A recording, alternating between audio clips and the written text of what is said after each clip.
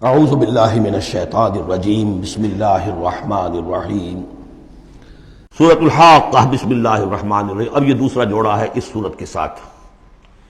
الحاقہ،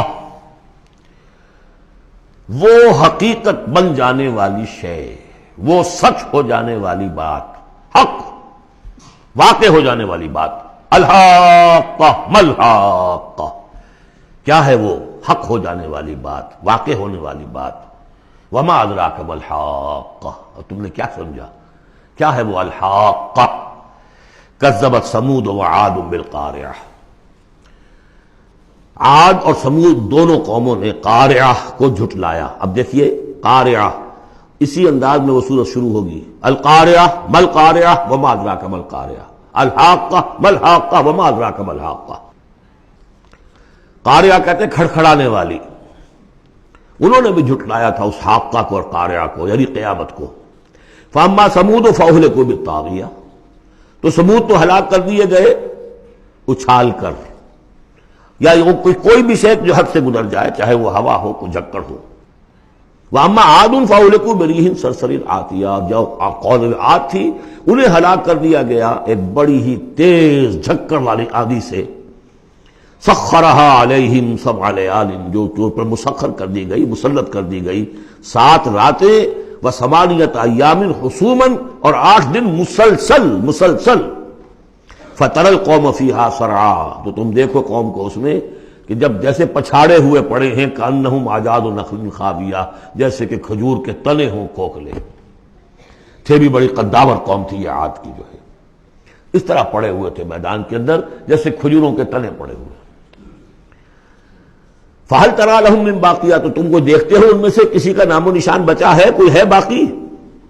وَجَاءَ فِرْعَوْنُ وَمَن قَبْلَهُ وَالْمُؤْتَفِكَاتُ بِالْخَاطِئَةِ، اسی طرح فرعون بھی اور جو اس سے پہلے تھے، اور وہ بستیاں جو الٹ دی گئی تھی جن کی طرف کہ حضرت لوط بھیجے گئے تھے، انہوں نے بھی اپنی خطاؤں کا معاملہ کیا، خطا کاری کی روش اختیار کی۔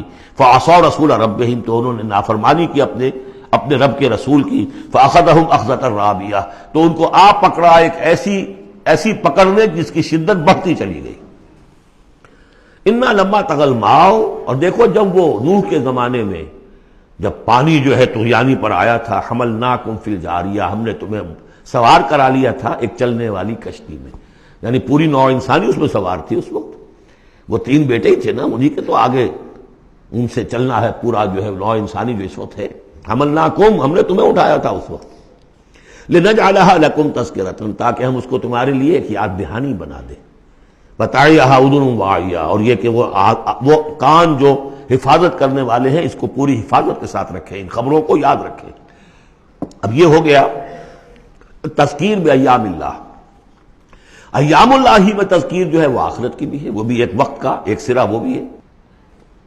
فَإِذَا نُفِخَ فِي الصُّورِ نَفْخَةٌ وَاحِدَةٌ، تو جب سور میں پھونکا جائے گا یک بارگی بہت زور سے۔ وَحُمِلَتِ الْأَرْضُ وَالْجِبَالُ فَدُكَّتَا دَكَّةً وَاحِدَةً، اور جب اٹھا کر زمین کو اور پہاڑوں کو اور پٹک دیا جائے گا جیسے کہ پٹکا جاتا ہے۔ اور اس میں ایک ترجمہ یہ بھی کیا گیا دَكَّةٌ وَاحِدَةً کہ اس کو ریزہ ریزہ کر دیا جائے گا پہاڑوں کو۔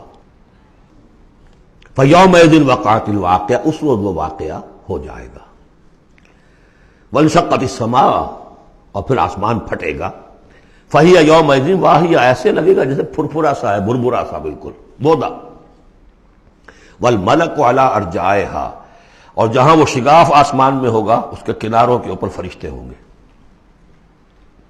وَيَحْمِلُ عَرْشَ رَبِّكَ فَوْقَهُمْ يَوْمَئِذٍ ثَمَانِيَةٌ، اور پھر اس دن تیرے رب کے عرش کو اٹھائے ہوئے ہوں گے 8 فرشتے۔